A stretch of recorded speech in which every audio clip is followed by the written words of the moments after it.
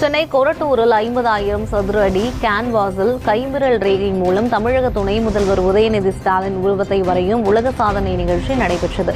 உதயநிதி ஸ்டாலின் பிறந்த நாளை முன்னிட்டு 100 ஓவிய மாணவர்கள் இணைந்து இந்த ஓவியத்தை வரைந்து அசத்தினர். இந்த நிகழ்ச்சியில் அமைச்சர் சேகர்பாபு, சென்னை மாநகராட்சி மேயர் பிரியா ஆகியோர் நேரில் பார்வையிட்டு மாணவர்களை பாராட்டி சான்றிதழை வழங்கினர்.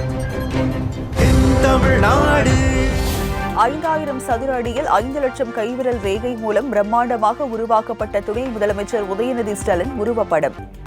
பிறந்த நாளை முன்னிட்டு 100 மாணவர்கள் இணைந்து உலக சாதனை படைத்து அசத்தல்.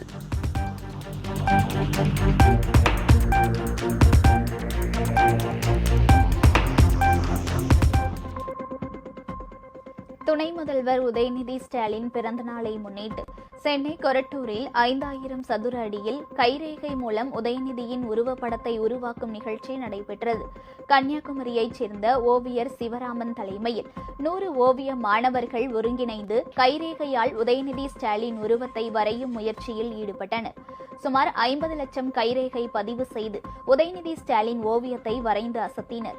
6 மணி நேரம் வரைந்த இந்த ஓவியம் உலகிலேயே மிகப்பெரிய ஓவியமாக யுனிகோ உலக சாதனை புத்தகத்தில் இடம்பெற்றுள்ளது. ஓவியம் வரைந்த மாணவர்களை அறநிலையத்துறை அமைச்சர் சேகர்பாபு, மேயர் பிரியா ஆகியோர் நேரில் சந்தித்து பாராட்டு தெரிவித்தனர்.